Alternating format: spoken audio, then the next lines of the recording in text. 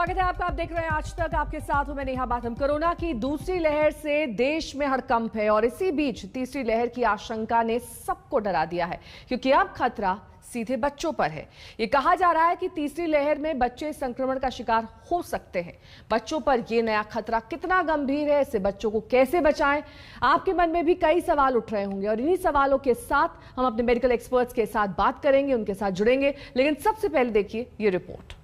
Corona की पहली लहर बुजुर्गों पर वार, कोरोना की दूसरी लहर युवाओं पर मार, कोरोना की अगली लहर क्या बच्चे बनेंगे शिकार? ये सोचकर ही दिल बैठ जाता है कि हमारे जिगर के टुकड़े अब कोरोना वायरस के निशाने पर हो सकते हैं। सुप्रीम कोर्ट ने कल एक रिपोर्ट के हवाले से सरकार से पूछ लिया कि रिपोर्ट से बता रही है कि तीसरी लहर में बच्चों पर भी असर होगा। तीसरी लहर में अगर बच्चे संक्रमित हुए तो फिर सरकार की क्या तैयारी है? तीसरी लहर को लेकर आशंकाएं हैं कि इसमें 6 से 12 साल के बच्चों को ज्यादा खतरा हो सकता है। इसे लेकर महाराष्ट्र जैसे राज्यों के कान भी खड़े हो गए हैं, जहां जुलाई से सितंबर तक तीसरी लहर आने की बात कही गई है। खास तौर पर बच्चों के लिए अगर कोई बहुत ज्यादा इन्फेक्शन होता है तो उनके लिए किस तरह की तैयारी करना जरूरी है, उनका जो भी मार्गदर्शन रहेगा, टास्क फोर्स का रहे या तो केंद्र शासन का रहे, हम उसका अनुपालन करेंगे। चिंता की सबसे बड़ी बात यह है कि फिलहाल देश में 18 साल से कम उम्र के लोगों का टीकाकरण शुरू नहीं हुआ है, यानी उनके पास कोविड से बचाव का कोई ढाल। देश में 45 साल से ऊपर की कुल आबादी में 31% लोगों को पहला टीका लग चुका है। 18 से 44 साल की उम्र के लोगों के लिए भी 1 मई से वैक्सीनेशन शुरू हो चुका है। 0 से 18 साल तक के एज ग्रुप की आबादी देश की कुल आबादी का 30% है। इस आबादी में वायरस से लड़ने वाली हर्ड इम्यूनिटी तब तक तैयार नहीं हो सकती जब तक इनका वैक्सीनेशन नहीं होता, और अगर वैक्सीनेशन नहीं होगा तो तीसरी लहर में बच्चे ही इन्फेक्शन के कैरियर बन जाएंगे और दूसरों को संक्रमित करेंगे। थर्ड वेव में एक और चीज का ध्यान रखना होगा कि अब सिर्फ 18 से कम वाले लोग हैं जो वैक्सीनेटेड नहीं रहेंगे, और उन बच्चों की ट्रीटमेंट प्रोटोकॉल्स भी बहुत अलग होते हैं। उनके लिए हमें पीडियाट्रिशियन चाहिए होते हैं। तो हमें अभी से तैयारी करनी है कि अगर थर्ड वेव में बच्चों पर ये इफेक्ट आता है या असर होता है तो उसके लिए हम फिर से शॉर्ट चार्ज ना रह जाएं। जैसे फर्स्ट वेव में पीपी किट्स और मास्क नहीं मिल रहे थे, अब सेकंड वेव में हमें ऑक्सीजन नहीं मिल रही है। तो ऐसा ना हो कि थर्ड वेव में हम ये सारी चीज़ें तो इकट्ठी करके रख लें जो फिजिकल चीज़ें हैं, बट पीडियाट्रिशियंस, पीडियाट्रिक नर्सेज और वो सारे डॉक्टर्स ही ना मिलें जो बच्चों का इलाज कर सकें। बच्चे देश का भविष्य होते हैं, ऐसे में जरूरी है कि कोरोना के खिलाफ अगली जंग के लिए अभी से कमर कसने की जरूरत है। बच्चों की जिंदगी का सवाल है। आज तक ब्यूरो। और 3 खास मेहमान इस वक्त चर्चा के लिए हमारे साथ जुड़ गए हैं। डॉक्टर नीलम मोहन हमारे साथ है, director department of paediatrics Medanta, साथ ही Ravi Malik paediatrician CMD Radix hospital, doctor Vivek Goswami paediatrician Fortis अस्पताल। आप सभी का सर बहुत बहुत स्वागत है। लेकिन सबसे पहले मैं रुख करना चाहूंगी डॉक्टर नीलम मोहन का। डॉक्टर नीलम, क्योंकि ये कहा जा रहा है कि तीसरी वेव में बच्चे प्रभावित हो सकते हैं, हालांकि कोई रिसर्च और साइंस और कोई भी ऐसे तथ्य नहीं है जो अभी इस बात को प्रूव कर सके, लेकिन हम एहतियातन ये चर्चा कर रहे हैं कि अगर ऐसा होता है तो बच्चों की शरीर की संरचना एकदम अलग होती है अडल्ट्स के कंपैरिजन में। उनके हार्मोन्स, उनके इम्यूनिटी लेवल सब कुछ अलग होता है। ऐसे में कितनी संभावना बढ़ जाती है कि उनमें जब ये संक्रमण हो तो वो इसे ये फाइट कर सकें, और साथ ही किस तरीके के बचाव और रोकथाम के तरीके आप सजेस्ट करेंगे? देखिए, 3 चीज का हमें पहले ध्यान रखना है। नंबर 1 कि वैक्सीनेशन स्टेटस पूरी कंट्री का किस स्पीड से गया। अगर हम स्पीड यूके, इजराइल, यूएसए के तरीके से अपनाएं तो तभी वेरी रैपिडली, क्योंकि जब आपकी वैक्सीनेशन होएगी तभी आपकी जो हम इम्यूनिटी लेवल्स बता रहे हैं वो इम्प्रूव होएंगे। बच्चों को कहाँ से आएगा? यूजुअली जो बाहर लोग जा रहे हैं, बड़े लोग लेके आ रहे हैं। Number 1। Number 2, Covid appropriate behaviour. जब तक पूरे देशवासियों को ये क्लियरली समझना है कि हम कोविड अप्रोप्रिएट बिहेवियर इसके बाद भी सेकेंड वेव के बाद नहीं छोड़ सकते हैं, क्योंकि अगर सुपर स्प्रेडर इवेंट्स, जिसका मतलब कि पार्टी, शादी या जो भी इकट्ठे हो जाना, उसको हम इवेंट सुपर स्प्रेडर कहते हैं। अगर ये इवेंट होंगे तो ऑब्वियसली स्प्रेड ज्यादा होगा। तीसरा, किस तरीके से कोविड ये जो वायरस है, अब और जैसे हमें ज्ञान हुआ है कि सेकेंड वेव में उसने म्यूटेट करा, और इस तरीके से साइंटिस्ट को देखने रहना होता है कि वो म्यूटेशंस और अर्ली आइडेंटिफाई करे ताकि वो स्प्रेड ना हो और लोकल एरिया पे रहे। तो इन तीनों के ऊपर निर्भर है कि क्या आपकी थर्ड वेव आएगी। अगर आप स्पीड से वैक्सीनेशन करें, अगर आप Covid appropriate behaviour and super spreader event से दूर रहें, और अगर आप ये तीसरी चीज वायरस के ऊपर ध्यान दें, तो हो सकता है आप अपनी थर्ड वेव को थमा लें। ये थर्ड वेव होगी, ये हम किस एक्सपीरियंस से बोल रहे हैं, क्योंकि यूरोप में सारे स्टेट्स जैसे कि France, Germany, Hungary, Spain etcetera में थर्ड वेव आई है। तो वो जब कभी इंसान थोड़ा सा अपने आप को लीनियंट लेता है तो थर्ड वेव, तो हम उम्मीद कर रहे हैं कि दिवाली के बाद जिस तरीके से एटीट्यूड लोगों का थमेगा, इसीलिए विजय राघवन जी ने कहा कि एटीट्यूड के तरीके से थर्ड वेव आएगी।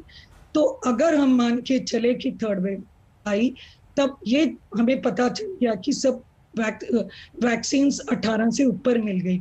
फाइजर इस हफ्ते ये वीकेंड पे फाइजर ने 12 इयर्स के ऊपर भी उसको अप्रूवल दे दिया है वैक्सीन को।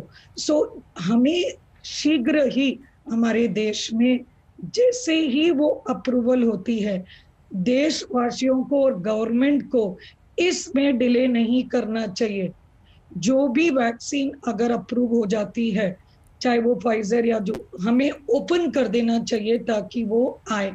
और बच्चों को अभी हम स्कूल की तरफ रुख नहीं कर सकते, और जो उनकी इम्यूनिटी लेवल है उसमें हमें पूरी गुड न्यूज ये है कि सब पीडियाट्रिशियंस अलर्ट हो गए। तो सबको मालूम है कि किस तरीके से ट्रीट करना है।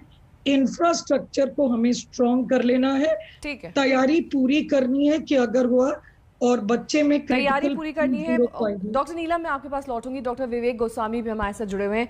डॉक्टर विवेक, यहाँ पर डॉक्टर नीलम साफ तौर पर कहते हुए, और ये एक फैक्ट है कि जब यूरोप में सेकेंड वेव आई, थर्ड वेव आई, उससे क्यों हमने नहीं लिया, और उसे एक त्रासदी की तरह हम आज देख रहे हैं। हम इंफ्रास्ट्रक्चरली किस तरीके से जूझ रहे हैं, ये किसी से छिपा हुआ नहीं है।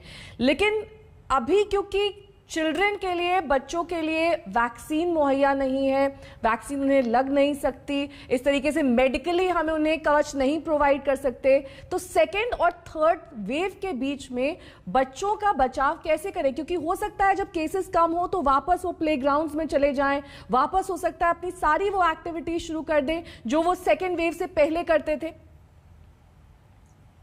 आपने ये बात बिल्कुल ठीक कही है कि अभी तक बच्चे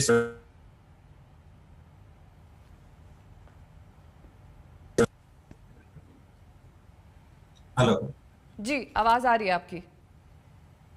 हाँ, कैन यू हियर मी? जी जी जी। हेलो डॉक्टर विवेक, आपकी आवाज आ रही है, आप अपनी बात रख सकते हैं। ओके, यानी हाँ, so I was trying to say that कि बच्चे अभी तक इसलिए बचे हुए थे क्योंकि एक तो उन्होंने बहुत अच्छे से ही ये जो सोशल डिस्टेंसिंग कह लीजिए या फिर जो इनबाउंड रहने का वो था माँ बाप का उनके ऊपर रिस्ट्रिक्शन, उनको उन्होंने फॉलो किया। बच्चे हार्डली बाहर जा रहे थे, they were not involving in any social gathering और समथिंग। और दूसरा, थोड़ा सा बायोलॉजी उनको फेवर कर रही थी कि जो एस रिसेप्टर्स SARS-CoV को चाहिए स्टक करने के लिए, वो बच्चों में कहीं ना कहीं कम होता है, जिसकी वजह से बच्चों में सिवियरिटी कम देखने को मिल रही थी। पर जिस तरह से ये कोविड वायरस म्यूटेट कर रहा है, we can not rely that कि आगे चल के भी बच्चे उसी तरह से सुरक्षित रहेंगे। So most appropriate thing that we have to do is we have to continue with the COVID appropriate behavior, that is must। हमें complacency को बीच में बिल्कुल नहीं आने देना है। हमें बच्चों को सुरक्षित रखने के लिए उनको घर के अंदर ही रखना है, प्लेग्राउंड्स में नहीं जाने देना है, अभी स्कूल कॉलेजेस में अभी नहीं जाने देना है। और जो वल्नरेबल ग्रुप है पर्टिकुलरली 12 to 18 ज्यादा वल्नरेबल रहेगा, क्योंकि इनकी एक्टिविटीज घर से बाहर ज्यादा रहती हैं, ये कॉलेजेस में, और क्योंकि क्लास 10 12 होती है तो ये बच्चे ज्यादा स्कूल की तरफ रुख करते हैं, तो इनकी ससेप्टेबिलिटी ज्यादा है। तो गवर्नमेंट को एक तो ये इंश्योर करना है कि जल्द से जल्द वैक्सीन 12 to 18 में इंश्योर करें कि वो लगाना शुरू करें, बिकॉज फाइजर को ऑलरेडी एफडीए अप्रूवल मिल चुका है 12+ के लिए, और जो भारत बायोटेक की कोवैक्सीन है वो भी फेज 3 ट्रायल्स में है। तो अगर हम उसको स्पीड अप कर दें तो हम 12 to 18 ईयर्स के एज ग्रुप को भी कवर कर सकते हैं, because that actually remains a susceptible age group. And third is yes, infrastructure को हमें अब सीखना होगा सेकेंड वेव से और उसको अपग्रेड करना होगा, ताकि गॉड फॉरबिड अगर हम थर्ड वेव को फेस करते हैं तो एटलीस्ट हमारी तैयारी पूरी हो और हम उसको ढंग से फेस कर सकें।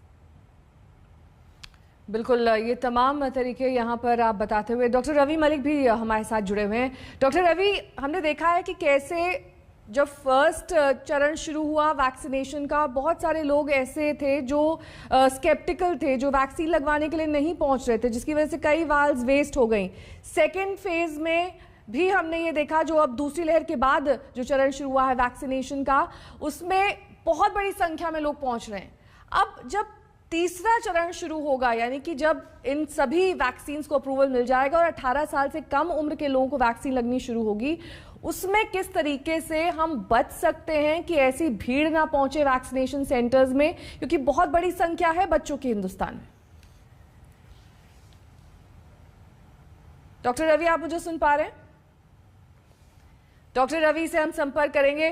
डॉक्टर विवेक, ये सवाल मैं आपसे ले लेती हूँ।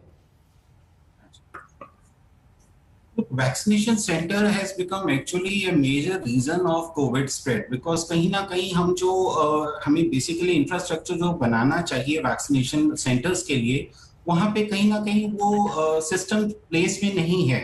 बहुत सारी भीड़ एक साथ आ जाती है, अपॉइंटमेंट्स को फॉलो नहीं किया जाता है। तो अगर हम चाहते हैं कि वैक्सीनेशन सेंटर ही अपने आप में कोविड स्प्रेड का रीजन ना बन जाए, तो पहले तो हमें ओपन एरिया में बनाना चाहिए। जो अपॉइंटमेंट्स हैं उनको थोड़ा स्प्रेड आउट करना चाहिए, और इनफैक्ट अगर हम थोड़ा सा और इनोवेटिव हो जाए तो हमें ड्राइव थ्रू वैक्सीनेशन सेंटर्स हम बना सकते हैं, जिसमें एक पेशेंट जो है अपनी गाड़ी में आता है, हेल्थ केयर वर्कर उसके डिटेल्स को एंटर करता है, गाड़ी में ही वैक्सीन लगा के and drive through they can go, so that जो एक्सपोजर है वैक्सीनेशन सेंटर पे वो बहुत कम हो जाए।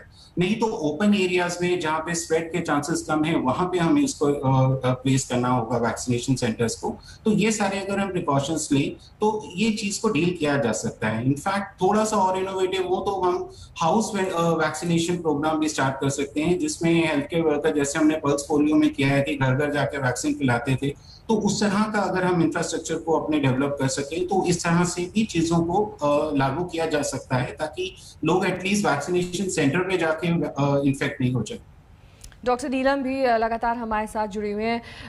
डॉक्टर नीलम, सबसे पहले तो आपसे यही पूछना चाहूंगी मैं कि नेचुरल तरीकों से कैसे बच्चों की इम्यूनिटी बूस्ट करें, क्योंकि बच्चे कई बार अवर्जन होता है उन्हें किसी चीज़ से, कई बार वो रिएक्ट भी करते हैं कुछ खाने पीने की सामान से, कई बार उनकी बॉडी ठीक तरीके से एक्सटर्नल मेडिसिन नहीं ले पाती है। ऐसे में नेचुरल चीज़ें कौन सी दें अपने बच्चों को जिससे उनकी इम्यूनिटी बढ़ सके? Very good question, that is आपका हथियार नंबर 1। इम्यूनिटी बढ़ाने के लिए आपको डाइट पे जोर देना होगा। जब हम डाइट कहते हैं, that means fruit, vegetables, seeds, nuts, all this have to be included along with proteins. अब क्या होता है कि माँ कहती है कि बच्चा ये नहीं खाता है, तो आपको समझना चाहिए कि अगर बच्चा सब्जी के रूप में सब्जी नहीं खाता तो आप उसी सब्जी के कटलेट बना सकते हैं, खिचड़ी में डाल के दे सकते हैं, दाल में डाल के दे सकते हैं, ग्रेट करके रोटी में स्टफ करके दे सकते हैं, या उसका सूप बना के दाल के अंदर वो सूप का पानी डाल दें। Just an example. सेकेंड, आपको उनकी स्लीप का ध्यान रखना होगा। एक्सेसिव स्क्रीन टाइम बढ़ रहा है, मैं मानती हूँ स्कूल के सिवा एटलीस्ट 2 आवर्स अबव 7-8 ईयर्स को देना चाहिए, लेस देन 2-3 ईयर्स को 0 आवर, बिकॉज उससे उनकी ब्रेन डेवलपमेंट खराब हो रही है, उनको रादर क्रिएटिव एक्टिविटी में रखना है। Number 3, positive talking and complete time. जब पेरेंट्स टाइम देते हैं, कुछ करते हुए टाइम नहीं, कंप्लीट टाइम दें, ताकि उनकी एंजाइटी, उनके क्वेश्चंस को बात करें, क्योंकि एंजाइटी से भी आपकी इम्यूनिटी कम हो सकती है। अगर आप घबराए हुए हो, स्ट्रेस्ड हो, एंजाइटी हो, तो ये चीज़ों को बच्चों में अब ये बढ़ रहा है, आपको इसका ध्यान देना है। पेरेंट्स अपनी एंजाइटी बच्चों को दे देते, हाय राम ये क्या होगा, सो डोंट डू दैट। तो sleep, diet, nutrition plus most important is exercise. Just चलना नहीं, एक रूटीन सेट करिए बच्चों में जिसमें हर एक पार्ट के बॉडी के मूवमेंट्स, आपकी जॉगिंग, एक जगह पे खड़े रह के जॉगिंग मूवमेंट्स जो हम स्कूल में एक्सरसाइज कराते हैं, हर एक जॉइंट्स की मूवमेंट्स, इससे आपके एंडोर्फिन रिलीज होते हैं। एंडोर्फिन्स आपकी इम्यूनिटी बढ़ाती हैं। और पॉजिटिव फैमिली टाइम में थोड़ी सी मुस्कुराहट, थोड़ी सी हंसी, थोड़ा सा सब कुछ होना चाहिए। लेकिन फैमिली को मैं ये बोलूँगी 40 minutes to 30 minutes daily news सुनना चाहिए। मुझे काफ़ी हैरानी होती है, एजुकेटेड पीपल भी कोई टीवी कुछ नहीं देख के, कुछ आइडिया ही नहीं होता है कि दुनिया में क्या हो रहा है, वो गलत है। 30 टू 40 मिनट्स अपडेट अपने आप को करें इस दौर के लिए। एंड मोस्ट इम्पॉर्टेंट, 2 साल के बच्चों को प्लीज मास्क पहनाएं, बिकॉज मास्क उनका मेन हथियार है, वैक्सीन नहीं। बिना ट्रांसमिशन बिना मास्क के नहीं होगा। और मैं यही ज्ञान दूंगी कि N95 मास्क हमें प्रोडक्शन में बच्चों की साइज के लाना चाहिए, क्योंकि ये कपड़ों के मास्क की प्रोडक्शन सिर्फ 30-40% है, वो गलत है। हाँ, कोई सुन रहा है तो ये ध्यान बहुत ही इंपॉर्टेंट सजेशन यहाँ पर आपने डॉक्टर नीलम दिया है कि N95 मास्क भी अगर बनाया जाए तो वो बच्चों के साइज का हो, क्योंकि तभी उससे सही प्रोटेक्शन मिल सकता है। और इसके प्रभाव जो कि बच्चों में देखे जाते हैं, उसी को लेकर तमाम खास मेहमान हमारे साथ बने हुए हैं। हमारे साथ डॉक्टर नीलम मोहन है, पीडियाट्रिशियन है, साथ ही हमारे साथ डॉक्टर रवि मलिक जुड़े हुए हैं और विवेक गोस्वामी जी हैं। सबसे पहले डॉक्टर रवि, अगर आपको मेरी आवाज मिल पा रही हो, आपसे मैं ये पूछ रही थी कि अलग अलग स्टेजेस बच्चों की जो एज वाइज होती हैं उसमें संक्रमण का प्रभाव अलग होता है। ऐसे में पीडियाट्रिशियंस के लिए एक बड़ी चुनौती उनसे कोप अप कर पाना और उसी तरीके से मेडिकेशन दे पाना। बिल्कुल, डेफिनेटली हमारे साथ ये चुनौती रहती है पीडियाट्रिशियंस के साथ, क्योंकि बच्चा एक्सप्रेस कर नहीं पाता और हमारे को हिस्ट्री केवल मदद से ही मिलती है। तो डेफिनेटली इसके अंदर चैलेंजेस आते हैं। लेकिन 2-3 चीजें बताना चाहूंगा, क्योंकि मैं कोविड का अस्पताल भी चलाता हूं। तो मैंने ये देखा है कि बच्चों के अंदर जो इस बार वेव आई है, सिम्टम्स थोड़े डिफरेंट हैं। उनके अंदर गैस्ट्रोइंटेस्टाइनल सिम्टम्स आ रही हैं, जैसे पेट में दर्द, उल्टी या लूज मोशंस होना, ये थोड़े सिम्टोमेटोलॉजी डिफरेंट आ रही है। और थर्ड वेव में आने वाले में, मैं आपकी डिस्कशन सुन रहा था, इसमें मैं कुछ इनपुट देना चाहूंगा। थर्ड वेव के आने की संभावना काफी ज्यादा है, क्योंकि हमारी हर्ड इम्यूनिटी अभी तक बनी नहीं है। अभी तक अगर आंकड़ों के हिसाब से देखा जाए तो केवल 2.2% लोगों को ही कंप्लीट वैक्सीनेशन लगी है, और जिनको फर्स्ट डोज लग चुकी है वो लगभग 9.5% है, जो कि बहुत कम है अभी हमारी हर्ड इम्यूनिटी। अगर इसी तरह से हर्ड इम्यूनिटी गई और हमारी वैक्सीनेशन की स्पीड नहीं बढ़ी तो थर्ड वेव आ सकती है। और जिस तरह से वायरस म्यूटेट हो रहा है वो हमारे बच्चों की तरफ भी रुख कर सकता है। हमारे को 3 काम अर्जेंटली करने पड़ेंगे यहाँ पर। Let us sit at the right nail.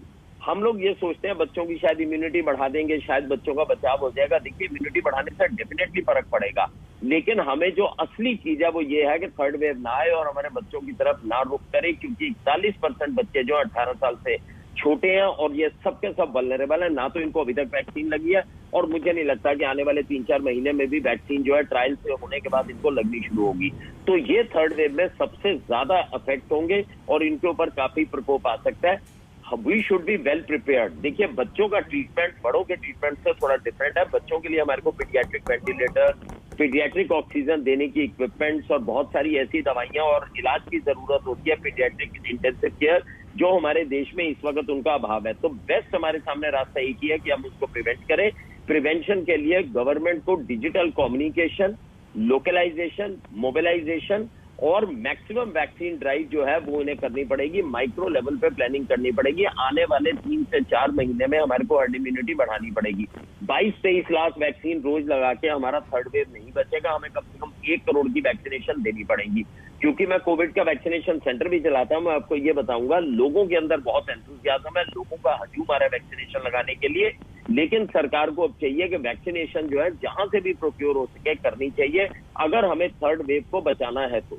जहां तक बच्चों का तल्लक है, डेफिनेटली उनकी इम्यूनिटी बड़ी इंपॉर्टेंट है, जिसके लिए हम हाई प्रोटीनेशियस डाइट दे सकते हैं। हमें उन्हें फल भी देने हैं, सब्जियां भी देनी है, हाई प्रोटीनेशियस डाइट देना है। एक बड़ा इंपॉर्टेंट चीज बताऊंगा, 30% बच्चे हमारे ओवरवेट या ओबेसिटी की कैटेगरी में आते हैं जो कि वल्नरेबल है, तो उनको भी हमारे को घर पे बैठ के उनको हमारे को ये कोशिश करनी है कि उनका वेट नॉर्मल रहे, उनकी BMI नॉर्मल रहे, और अगर उनके अंदर कोई वल्नरेबिलिटीज हैं जैसे जुवेनाइल डायबिटीज है, चाइल्डहुड हाइपरटेंशन है, इन सबको भी कंट्रोल में करके रखें ताकि उनका शरीर परिपूर्ण रहे, परिपक्व रहे। अगर कल को उनको किसी तरह से कोरोना होता भी है गॉड फॉरबिडन, तो वो अपने शरीर से कुछ लड़ पाए। एक और सजेशन बड़ा इंपॉर्टेंट है, फाइजर ने 12 से 18 साल के बच्चों को वैक्सीनेशन देनी शुरू कर दी है। कनाडा में ये ड्राइव शुरू भी हो गई है। अगर सरकार हो सके तो कुछ इंपोर्ट करवा के हमारे 12 से 18 साल के बच्चों को हम प्रोटेक्शन दे सकते हैं। हम वो भी साइड बाय साइड शुरू कर सकते हैं जब तक कि हमारे कोवैक्सीन के ट्रायल्स भी आ जाएंगे और हम बच्चों को वैक्सीनेशन देंगे। बच्चों का बहुत बड़ा ग्रुप है और 41% बहुत बड़ी चीज है, और इस ग्रुप को प्रोटेक्ट करना बड़ा जरूरी है। थर्ड वेव आने की संभावना पूरी है। अगर आप देखिए तो वैक्सीन की एक इंट्रिंसिक प्रॉपर्टी होती है, आप पिछली बार का ये पैंडेमिक की इंट्रिंसिक प्रॉपर्टी होती है कि वो वेव में आएगा ही आएगा। पिछली बार आप देखिए स्पेनिश फ्लू 4 वेव में आया था, और ये वाला वेव भी, ये वाला जो पैंडेमिक भी है, ये कुछ देशों में चौथी वेव भी इसकी आई है। तो हमें ये सीखना चाहिए, ये छोड़ेगा नहीं वायरस जब तक कि हम हर्ड इम्यूनिटी नहीं बनाएंगे, ये वेव्स में आता रहेगा और बच्चों को प्रोटेक्ट करना बड़ा जरूरी है। Last but not the least बताना चाहूंगा, क्योंकि मैं क्लिनिक में जब बैठा होता हूँ तो मदर यही पूछती है, डॉक्टर साहब ये डिप्रेस्ड है, ये परेशान है, क्योंकि बच्चे एकदम लॉकडाउन में घबरा जाते हैं। तो हमें उन्हें पॉजिटिव रखना है, हमें उन्हें ये भी बताना है कि घबराएं नहीं, माँ बाप को कुछ नहीं होगा। जनरली उनको एंग्जाइटी है, हम माँ बाप को लूज ना कर जाएं, क्योंकि उन्हें भी मालूम है कोरोना चल रहा है और मृत्यु दर हो रहा है। तो उनको ये बताना है कि mortality rate is very less, ये उनको एश्योर करके रखना है, ऑप्टिमिज्म में रखना बड़ा जरूरी है। दूसरा, घर में उनको डेफिनेटली एक्सरसाइज कराएं, प्रॉपर उनको डाइट दें, और उनको कोविड रिलेटेड जितनी भी इंफॉर्मेशन है उनको दें। अमेरिकन एकेडमी ऑफ पीडियाट्रिक्स कहती है कि 2 घंटे से ज्यादा आप उनको स्क्रीन टाइम नहीं देंगे। तो मदर्स को किस तरह से रिचुअल्स बनाने बड़े जरूरी हैं कि सुबह 7 बजे उठोगे, 8 बजे तक ब्रेकफास्ट है, फिर आप डॉक्टर नीलम कुछ कहना चाह रही है? डॉक्टर रवि मलिक, आप ये कहना चाहूंगी नेहा, देखिए जिस तरीके से हमने अडल्ट्स में हाई रिस्क आइडेंटिफाई किया है, सिमिलरली हमें बच्चों में हाई रिस्क आइडेंटिफाई करना है। वो हाई रिस्क क्या है? Anybody who is less than 1 year and obese. Most parents अपने बच्चे को मोटा नहीं समझते हैं, वो यूज करते हैं मेरा बच्चा हेल्दी है। ये दिमाग से निकाले, मोटे को मोटा समझे, बिकॉज मोटे की संभावना सिवियरिटी के लिए ऑलमोस्ट 10 to 20% जैसे अडल्ट्स में बढ़ जाती है, सेम टू सेम बढ़ जाती है। Second, obesity. किसी पेशेंट को आपको किडनी की प्रॉब्लम, नेफ्रोटिक सिंड्रोम, डायलिसिस, किसी पेशेंट को लिवर की प्रॉब्लम चल रही है, किसी प्रॉब्लम को ऑलरेडी हार्ट या लंग से रिलेटेड अस्थमा, हार्ट, ये पेशेंट्स को, इनके पेरेंट्स को आपको अलर्ट करना है that this parent should be very alert. आपको प्रिवेंशन का ध्यान रखना है, ओबेसिटी शुड रिड्यूस। आपके किस तरीके से हम MDI स्पेसेस कंट्रोल चेस्ट के किस तरीके से, और वो डॉक्टर से संपर्क करें। ये ना हो कि जिन्हें जरूरत नहीं है वो जो लिमिटेड इंफ्रास्ट्रक्चर है हॉस्पिटल्स का यूज करें। बाकी के लोग easily non hospital home treatment से कर पाएंगे। सिर्फ ये हाई रिस्क बच्चे के पेरेंट्स समझे कि आपको anybody who's post transplant, kidney, liver, heart, lungs, less than 1 year, obese, इनको अलर्ट रहना होगा। और आपका सिर्फ और सिर्फ इस प्रिवेंशन मास्क, अगर आप ये समझ लें तभी आप नेक्स्ट स्टेज पे जाएंगे।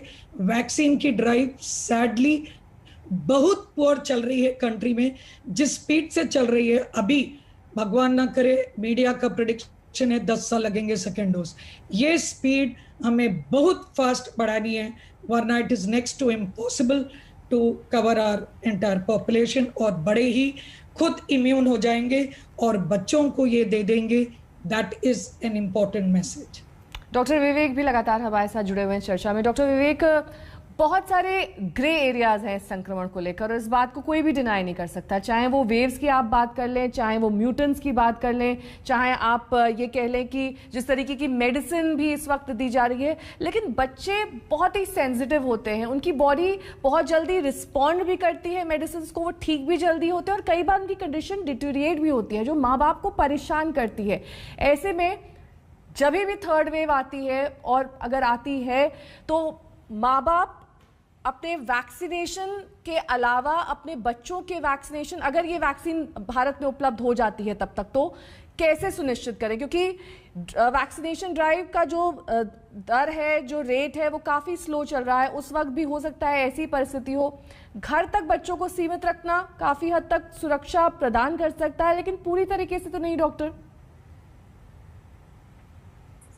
सबसे first thing that everyone need to understand is कि covid disease is much much much more serious than the vaccine side effects. तो जब तक हम ये वैक्सीन हेजिटेंसी को रिमूव नहीं करेंगे तब तक हमारी वैक्सीन ड्राइव पिकअप नहीं करेगी। लोगों के दिमाग में सबसे बड़ा डर है वैक्सीन लगाएंगे तो कोई साइड इफेक्ट तो नहीं हो जाएगा। आप अगर डिजीज को देखें, उसकी सिवियरिटी को देखें, वैक्सीन का side effect is not gonna be that big. अगर लोकल पेन, हल्का फीवर होता भी तो that is not something that one should be worried about. तो वैक्सीन हेजिटेंसी या सबको रिमूव करनी होगी और आगे बढ़ के वैक्सीनेशंस के लिए जाना होगा। तो फर्स्ट थिंग तो ये आपको करनी है। सेकेंड थिंग इज कि अगर आपको कोविड हो जाता है तो you need to understand the path of the disease, कि कैसे डिजीज मूव करती है। पहले 5 दिन आपके वायरल रेप्लिकेशन के हैं जब आपको फीवर होगा, उसके 5 दिन आपके इम्यून डिसरेगुलेशन के हैं जब कॉम्प्लिकेशन होगी। तो अगर हम डिजीज की पैथोफिजियोलॉजी समझें, हर लीमन इंसान कि कैसे कैसे उसको मॉनिटर करना है, तो उसको पता है कि किस स्टेज पे मुझे डॉक्टर को कंसल्ट करना है और किस तरह से मुझे रिस्पॉन्ड करना है। तो हाई रिस्क जो पॉइंट्स हैं, अगर हर एक बंदा अपने आप में ये चीज समझ लेगा तो वो early recognition of the disease is the key. यहाँ पे गेम सारा टाइमिंग का है। कोई भी दवा तभी काम करती है अगर सही टाइम पे दी जाए। तो अगर पहले 5 दिन में आपका फीवर 103 के ऊपर शूट कर रहा है तो that is a risk factor either for adults और फॉर द किड्स। तो ये हर एक को समझना है। उनके सैचुरेशंस को कब मॉनिटर करना है, कब ब्लड टेस्ट को करना है, इसके लिए there is ample material which is available on genuine websites. So अगर सब लोग उसको एक बार स्टडी कर लेते हैं और समझते हैं कि डिजीज का प्रोग्रेस कैसे होगा और कैसे कैसे उनको इंटरवीन करना है, तो इस वेव को टैकल करना हमारे लिए काफी आसान हो जाएगा।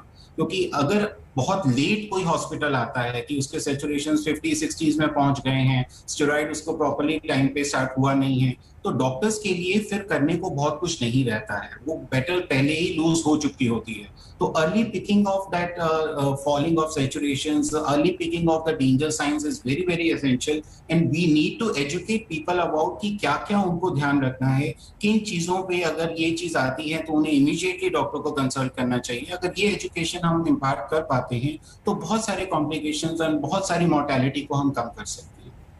डॉक्टर रवि मलिक भी लगातार हमारे साथ जुड़े हुए हैं। डॉक्टर रवि, क्या काउंसलिंग बहुत ज़रूरी है ऐसे पेरेंट्स की कि अगर वैक्सीन भारत में आती है बच्चों के लिए तो इससे डरना नहीं है, इसे अपने बच्चों तक पहुंचाना है, उन्हें वैक्सीनेशन करवाना है? क्योंकि आमतौर पर जब भी हमारे बच्चे होते हैं, हम वैक्सीन के एक लंबे चौड़े प्रोसेस से गुजरते हैं। वो अस्पताल से ही शुरू हो जाता है, उसका बाकायदा एक कार्ड बनता है। ऐसे ही आने वाले दौर में देख पाते हैं आप?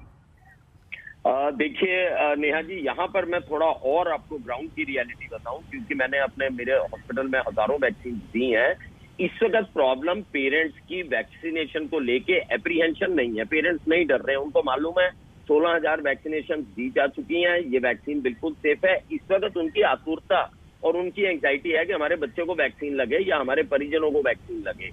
तो जहां तक वैक्सीन की एप्रीहेंशन है वो काफी हद तक पेरेंट्स के अंदर इस वक्त नहीं है।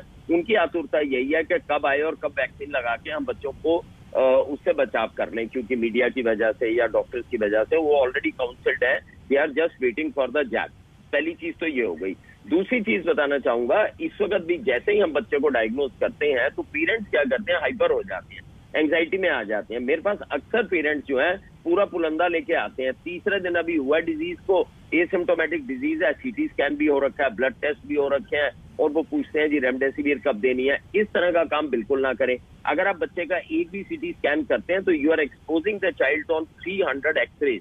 ये बच्चे को आगे आने वाले टाइम में रेडिएशन के साइड इफेक्ट्स हो सकते हैं, जो कि कई बार ब्लड कैंसर तक हो सकता है। तो आप बिना डॉक्टरी सलाह के बच्चों के साथ में फिडल बिल्कुल ना करें। और अगर आपका बच्चा एसिम्प्टोमेटिक है, माइल्डली सिम्प्टोमेटिक है, उसमें आपको कुछ भी करने की जरूरत नहीं है। ये मैं बिल्कुल अच्छे से हिदायत देना चाहूंगा। एक बड़ी और इंपॉर्टेंट चीज बताऊंगा, बच्चों के अंदर, जो कि आपके व्यूअर्स को पता होना चाहिए, एक बड़ी इंपॉर्टेंट एंटिटी होती है जिसे हम MSIS कहते हैं, multi systemic inflammatory syndrome. It is something like Kawasaki disease. इसमें क्या होता है कि जब कोविड से बच्चा ठीक हो रहा है तो एकदम से रैशेज आ जाते हैं, मुंह के अंदर भी रैशेज आ जाते हैं, थोड़ी स्वेलिंग आ जाती है, आंखों के अंदर भी एकदम लालिमा आ जाती है। ये कावासाकी डिजीज की तरह प्रेजेंट करता है। जब पिछली बार वेव आई थी तो हमने 300 बच्चे लूज किए थे because of this disease world over. तो ये भी एक बीमारी जो है दिमाग में रखनी चाहिए डॉक्टर्स को भी और पेशेंट्स के अटेंडेंट्स को भी। अगर कोविड से बच्चा रिकवर कर रहा है और उसके बाद इस तरह के सिम्टम्स आ रहे हैं, क्योंकि ये केवल बच्चे में होते हैं, ये स्पेसिफिकली बच्चे में होता है, ये बड़े में नहीं होती बीमारी।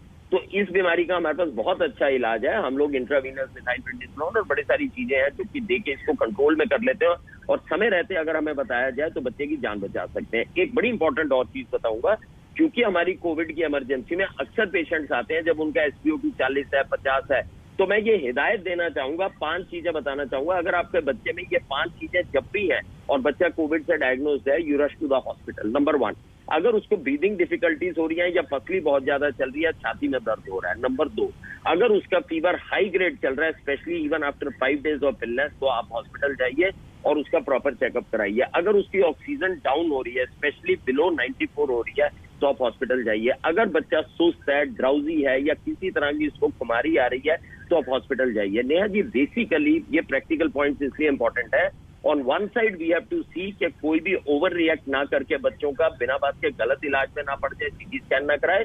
ऑन दी अदर साइड ये भी ना हो कि आप बच्चे को घर में लेके बैठे रहे और जब तक हमारे पास आए तो प्रॉब्लम आ जाए। लेकिन ये एश्योर करना चाहूंगा 90 से 95% बच्चों के एसिम्प्टोमेटिक या माइल्डली सिम्प्टोमेटिक डिजीज है, आपको कुछ करने की आवश्यकता नहीं है, सिर्फ आप टेली कंसल्टेशन कर लीजिए। एक और चीज बताऊंगा, वो बड़ों वाला इलाज शुरू कर देते हैं। डॉक्टर साहब मेरे को डॉक्सीसाइक्लिन दी तो मैंने 5 साल के बच्चे को भी डॉक्सीसाइक्लिन शुरू कर दी, which is contraindicated in a child who is 5 years old। तो जो बड़ों में दवाई दी जा रही है, जरूरी नहीं है वही हमें बच्चों में दवाई देनी है। बच्चों का इलाज थोड़ा डिफरेंट है। जैसे डॉक्सीसाइक्लिन दवाई है, अभी परसों मेरे पास एक मदर आई, वो कहती है मैं 3 दिन से यही दवाई दे रही हूँ और बच्चा 3 साल का है, जबकि इट इज कॉन्ट्राइंडिकेटेड, बच्चों में नहीं दी जानी चाहिए। सेल्फ मेडिकेशन ना करें, अपने पीडियाट्रिशियन से आप टेली कंसल्टेशन कर सकते हैं और बिल्कुल घबराने की बात नहीं है। और बच्चों को आप बिल्कुल पॉजिटिव फ्रेम में रखें। बच्चों के अंदर चाइल्डहुड डिप्रेशन आजकल काफी आ रहे हैं। जो बच्चे समझदार हैं, 14 साल के, 15 साल के, उनको भी आप ऑप्टिमिज्म में रखिए, उनको रेगुलर एक्सरसाइज कराइए और प्रॉपर फ्रेम में रखिए। लेकिन सरकारों को भी मैं कहना चाहूंगा, वैक्सीन ड्राइव शुरू कीजिए और तेज कीजिए, चल तो रही है, इसको तेज कीजिए। रोज के 1-1 करोड़ वैक्सीन लगाइए। मजाल है जो थर्ड वेव आ जाए यहाँ पर नहीं आएगी, और हमारे को वैक्सीन ड्राइव तेज करनी चाहिए। आप सभी का बहुत बहुत शुक्रिया इस खास चर्चा में शामिल होने के लिए।